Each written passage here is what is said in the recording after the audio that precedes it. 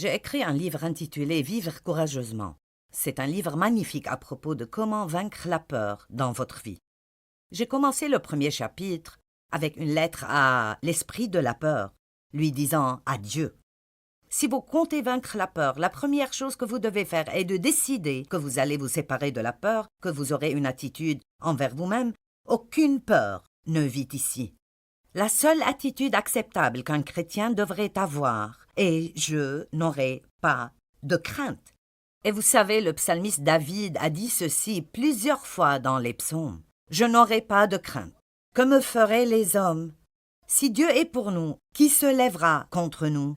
Et j'aime ce « je n'aurai pas de crainte ». Il ne disait certainement pas « je ne ressens pas de peur ». Il prenait une décision de ne pas laisser la peur contrôler sa vie. Et c'est la première chose que nous devons tous faire. Parfois, vous gardez quelque chose si longtemps dans votre vie que vous devenez misérablement à l'aise avec. Vous ne l'aimez pas vraiment, mais vous le gardez pendant si longtemps que vous pensez « je suppose que c'est comme ça que ça doit être » ou « c'est comme ça que je suis » ou « c'est comme ça que la vie doit être » et vous ne croyez même pas que vous pouvez vivre d'une autre façon. Dans mon enfance, mon père a abusé de moi sexuellement pendant des années et alors, ma vie était ancrée dans la peur. Mon père était un homme colérique et il buvait beaucoup et il venait à la maison énervé et était violent avec ma mère, tempêtait, pestait et criait. Et puis il y a eu tout l'abus et je me souviens que j'ai grandi dans la peur. Et alors, c'est dur pour moi d'apprendre comment ne pas vivre dans cette peur. Et j'ai dû apprendre une chose à la fois, un pas à la fois, un jour à la fois. Mais j'ai appris beaucoup de choses à travers les années et je crois que vous pouvez bénéficier des expériences par lesquelles je suis passée. Certaines étaient très difficiles, certaines blessantes, mais je crois que je peux vous aider à éviter un peu de cette peine dans votre vie si vous apprenez aussi à dire « je ne craindrai pas ». Dieu ne nous a pas donné un esprit de crainte. La peur ne vient pas de Dieu. Dieu nous a donné un esprit de force, d'amour et de maîtrise de soi. Quand la peur nous attaque, c'est l'ennemi, c'est le diable et il essaye toujours de nous attraper ou de nous empêcher de faire du progrès. Disons juste, par exemple, que vous voulez retourner à l'université. Peut-être que vous avez la quarantaine et vous avez décidé d'aller à l'université pour décrocher un diplôme. Eh bien, c'est probable que la première chose qui arrivera est que vous aurez peur d'être peut-être trop vieux ou de ne pas pouvoir apprendre à votre âge ou vous aurez peur de ne pas être accepté à l'université. Une chose est sûre, si Dieu met une bonne idée dans votre cœur, quelque chose qui vous bénira et bénira votre famille, quelque chose qui est un désir de votre cœur. Ce n'est sûrement pas Dieu qui met cette peur au-dedans de vous, mais c'est l'ennemi parce qu'il ne veut pas que vous progressiez. Alors je vous demande aujourd'hui de prendre une décision. Avant toute autre chose, je ne vivrai pas dans la peur. Cela ne veut pas dire que vous ne ressentirez jamais la peur, mais ça veut dire que vous apprendrez comment la conquérir et la dépasser, et nous parlerons plus de cela dans un autre de ces petits mini-enseignements. Pour vivre courageusement, et vivre courageusement veut dire que j'apprendrai à suivre mon cœur, je prendrai des risques, je serai hardi, je sortirai et je travaillerai avec le Saint-Esprit, pas pour aller assez bien, pas pour être à la moyenne, pas pour être ordinaire, mais pour être quelqu'un qui fait vraiment une différence dans le monde. Combien d'entre vous ne veulent pas juste passer par ici inaperçus, mais vous voulez faire une différence et faire que les gens se souviennent pendant longtemps que vous étiez là? Ne vous sous-estimez pas en pensant ceci est seulement pour les personnes sur la plateforme ou celles à la télévision. C'est pour tout et chaque enfant de Dieu. Dieu a quelque chose à faire pour chacun d'entre nous. Nous avons un rôle à jouer. Vous avez quelque chose que personne ne peut faire aussi bien que vous le pouvez. Et si vous ne le faites pas, ça nuira à tous les autres entre nous. Vous ne serez jamais aussi enthousiaste que vous le seriez si vous êtes vraiment au milieu de l'accomplissement de votre destinée. Personne ne peut vous rendre aussi satisfait et comblé que de savoir que vous courez après Dieu de tout votre cœur. Amen. Mais la peur est l'outil de Satan. Oui, elle vient du diable. Car Dieu ne nous a pas donné un esprit de crainte. Comprenez cela. Quand vous avez peur, ce n'est pas Dieu qui essaye de vous dire de ne pas faire cela. Ce n'est pas comme cela que Dieu travaille. Ce n'est pas un esprit de crainte que Dieu nous a donné, mais de force, d'amour et de maîtrise de soi. Amen. Alors, quand nous ressentons la peur, nous pouvons vraiment être assurés que c'est Satan qui essaye de nous arrêter de faire ce que Dieu voudrait que nous fassions, ou ce qui serait la meilleure chose à faire pour nous, ou il essaie peut-être de vous rendre misérable. La Bible dit que la peur inclut le tourment.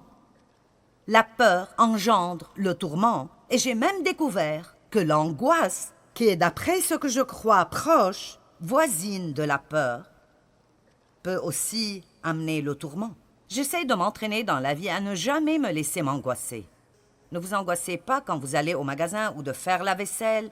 Ne vous angoissez pas quand vous devez tondre la pelouse ou payer vos taxes. Ne laissez pas l'esprit de peur et d'angoisse entrer dans vos vies. Sachez qui vous êtes en Christ. Sachez que vous pouvez faire tout ce que vous devez faire à travers la puissance de Dieu qui est en vous. Et vivez avec la tête levée, les épaules droites, marchez avec force et vivez courageusement. Amen.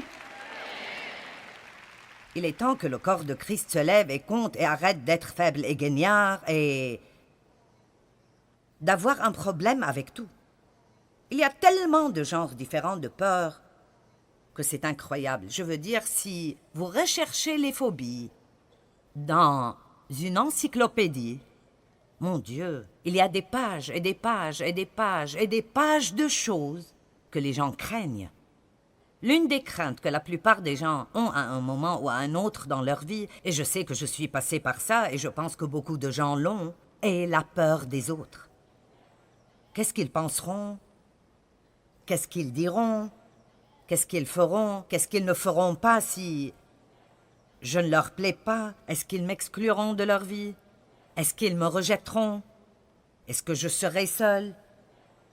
Et je crois que Satan utilise vraiment la peur des autres, non seulement pour amener le tourment, mais pour arrêter les gens de suivre leur cœur. Je ne pense pas qu'il y ait quoi que ce soit de pire que de sentir dans votre cœur que vous êtes supposé faire quelque chose, mais vous tremblez devant quelqu'un d'autre.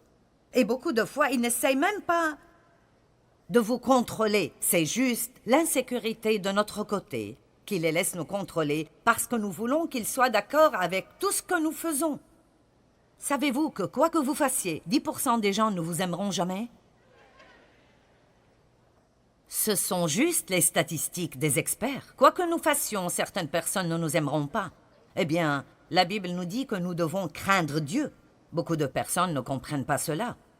Ce n'est pas une mauvaise crainte, ce n'est pas le genre de peur que Satan essaye de nous donner envers l'autre. C'est un type de crainte révérentiel et respectueux, quelque chose de totalement différent du type de peur qui nous tourmente.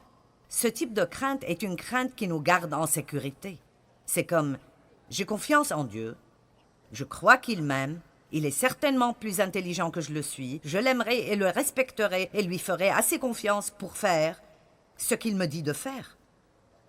Combien pensent que votre vie aurait été tellement meilleure si vous aviez commencé à pratiquer ceci depuis longtemps? Je vais juste obéir.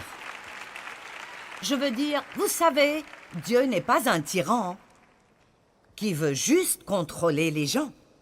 Tout ce que Dieu nous dit ou nous demande de faire ou de ne pas faire est pour notre bien. Ça ne le fait pas se sentir mieux s'il fait en sorte que tout le monde le suive. Jésus a dit « Je suis le chemin, la vérité et la vie ».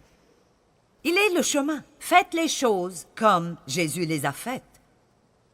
Maintenant, je veux vous montrer un verset et j'espère qu'il fera vraiment quelque chose au fond de votre cœur. Je sais qu'il le fait pour moi à chaque fois que je le regarde et c'est Ésaïe chapitre 8, verset 13. C'est le Seigneur des armées que vous devez reconnaître pour saint. Mettez en lui votre confiance et votre espérance de sécurité. Waouh! Je ne sais pas ce que les gens dans le monde font aujourd'hui quand leur espérance n'est pas en Dieu. Quel type d'espérance avez-vous si vous ne pouvez pas mettre votre espérance en Dieu? C'est lui que vous craindrez C'est lui qu'il faut redouter pour ne pas l'offenser par votre peur de l'autre et votre manque de confiance en lui. Waouh!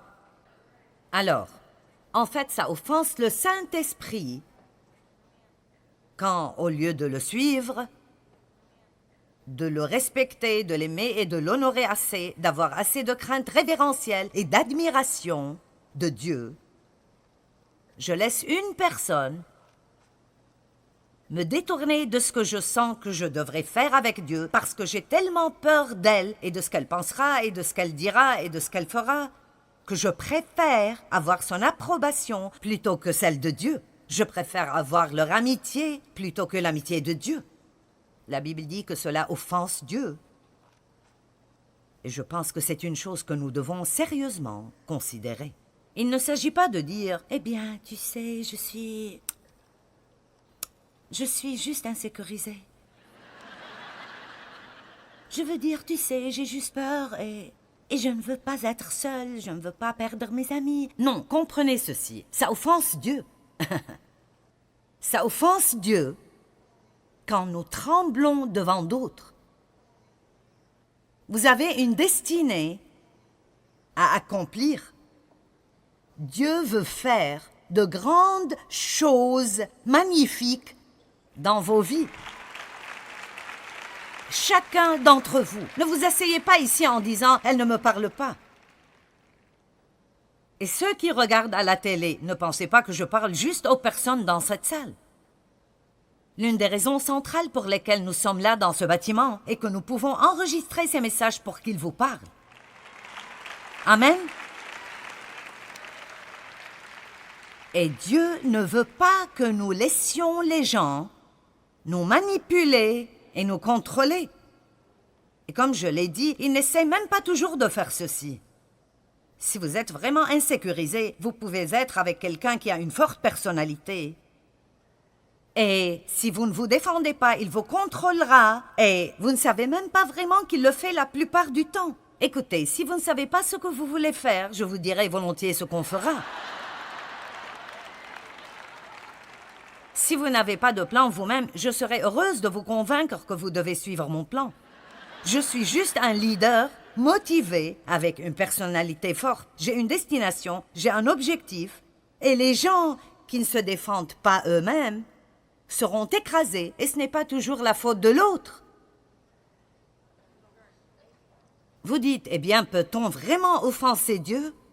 Eh bien, dans Éphésiens chapitre 4, verset 30, il est écrit « N'attristez pas le Saint-Esprit de Dieu qui vous a marqué par son sceau. » Maintenant, dans ces versets, avant et après le verset 30, il parle spécifiquement de la colère et des mauvaises attitudes et des arguments et des conflits et des disputes et des querelles quand il dit que ça offense le Saint-Esprit. Mais ici, nous avons dans Ésaïe que notre peur de l'autre offense le Saint-Esprit. Cela ne veut pas dire que vous perdez votre salut. Ça ne veut pas dire que Dieu ne vous aime plus.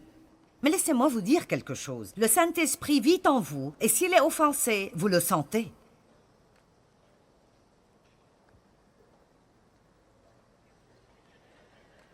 Vous savez, être un chrétien ne veut pas dire que vous allez à l'église 2 fois par semaine et vous regardez le prédicateur. Ce n'est pas ce que ça veut dire d'être un chrétien. Être un chrétien veut dire que le Christ vit en vous. Il est en vous. Et s'il est attristé, vous serez attristé. S'il est triste, vous vous sentirez triste. De même, s'il est satisfait, vous ressentirez cela. Nous sommes dans une relation avec Dieu à travers Christ. Une relation proche, intime, oui, et même personnelle et conversationnelle. Il est votre ami. Être un chrétien ne veut pas dire suivre un tas de règles et de données et faire votre travail et espérer que vous obtiendrez votre marque sur votre petit calendrier spirituel. Mais ça se rapporte à une relation avec Christ à travers, je veux dire avec Dieu, à travers Christ.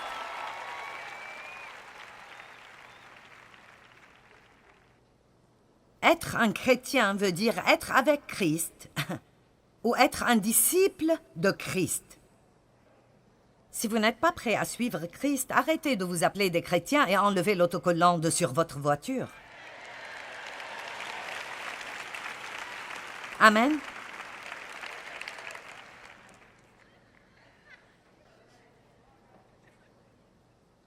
nous nous préoccupons tellement de notre stupide réputation. Que penseront les gens? Qu'adviendra-t-il si je perds tous mes amis? Je peux vous dire quelque chose, et je ne veux pas vous dire quelque chose qui vous effrayera. Mais si vous allez suivre Jésus jusqu'au bout, vous pouvez parier que vous perdrez certains de vos amis. En réalité, vous en perdrez peut-être beaucoup. Peut-être même que vous les perdrez tous.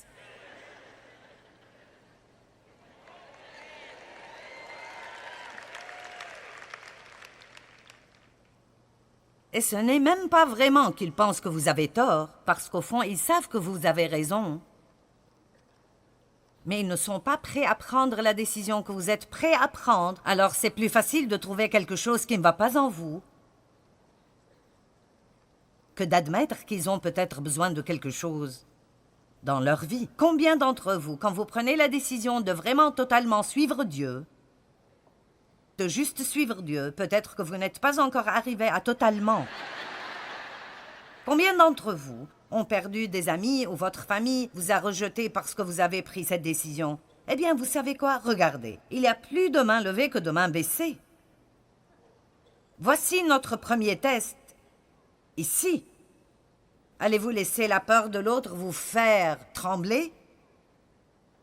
Personne ne s'occupe vraiment de si vous allez à une église quelque part et déclarer que vous appartenez à une dénomination et entrez et sortez. Ça ne vous change pas vraiment et vous n'avez pas d'effet. C'est même socialement acceptable. Mais quand vous êtes vraiment sauvé, je veux dire, quand vous êtes né de nouveau et vous avez cette nouvelle vie en vous, vous ne voulez pas faire les choses que vous faisiez et vous n'aimez pas ce que vous aimiez et vous avez trouvé quelque chose que d'autres personnes ne voient pas. Maintenant, vous êtes sur le point de faire des progrès majeurs et ne pensez pas que le diable déroulera le tapis rouge et dira « Oh !» La Bible nous promet que nous serons persécutés pour la cause de la justice. Et elle dit « Béni sois-tu ». Béni sois-tu. Alors je peux dire que si vous avez décidé de suivre Christ et vos amis vous ont rejeté, béni soyez-vous. Vous êtes bénis. Vous avez de la bonne compagnie parce qu'ils ont rejeté Jésus. Amen. Vous dites, eh bien, Joyce, je ne peux pas contrôler ce que je ressens. Je ne veux pas ressentir la peur. Mais j'ai juste peur. Qui dit que nous devons être à l'aise ou que nous allons être à l'aise dans tout ce que nous faisons? Quand j'ai décidé de suivre l'appel de Dieu dans ma vie, c'était magnifique, mais c'était un cauchemar. Parce que les femmes ne faisaient pas ça. J'étais dans une communauté chrétienne où les femmes ne faisaient sûrement pas cela. On m'a demandé de quitter l'église. Des membres de ma famille ont cru que j'étais folle. Nous avons littéralement perdu tous nos amis. C'était une période très, très dure pour moi. Mais je regarde en arrière maintenant, et en fait, ça m'effraie de penser à où j'aurais été aujourd'hui.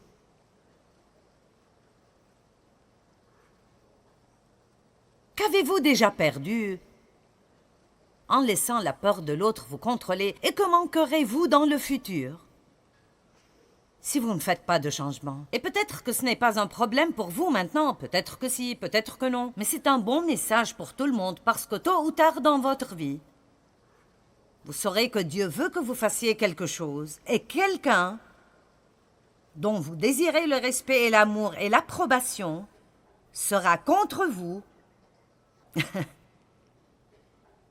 Et vous devrez prendre une décision concernant ce que vous ferez. Prendre une décision ne change pas toujours vos sentiments. Vous sentirez toujours la peur, mais vous pouvez le faire, même si vous devez le faire avec la peur. La chose que nous devons comprendre à propos de la peur est que la seule façon de la conquérir est de la confronter. La seule façon de conquérir la peur est de la confronter. Elle ne partira jamais, sauf si vous la renvoyez en enfer, d'où elle vient. Et la seule façon de faire cela est de continuer à avancer quand le diable essaye de vous faire reculer. La peur est un esprit mauvais, car ce n'est pas un esprit de crainte que Dieu nous a donné, mais de force, d'amour et de sagesse. Combien vous occupez-vous de votre réputation? Prenez du temps avec vous-même. Nous prenons du temps avec tout le monde. Votre calendrier est peut-être rempli de rendez-vous. Pourquoi n'annulez-vous pas 2 d'entre eux pour avoir du temps avec vous-même? Vous serez surpris par ce que vous pouvez découvrir sur vous-même si vous vous retirez et vous prenez du temps pour venir à Jésus. Combien est-ce que je m'occupe de ma réputation? Combien de choses faisons-nous juste pour impressionner des gens qui n'ont pas tellement de rapport avec ce que Dieu veut que nous fassions? Que faites-vous et qu'avez-vous fait dans le passé quand les gens n'ont pas approuvé de la direction que vous prenez? Êtes-vous accro à l'approbation?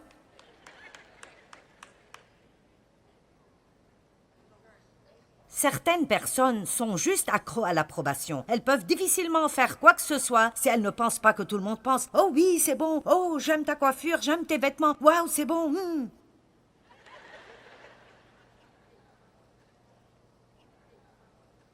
Il n'y a rien de plus génial que d'être la personne que Dieu a créée en vous. Quoi que vous soyez étrange, soyez vous-même.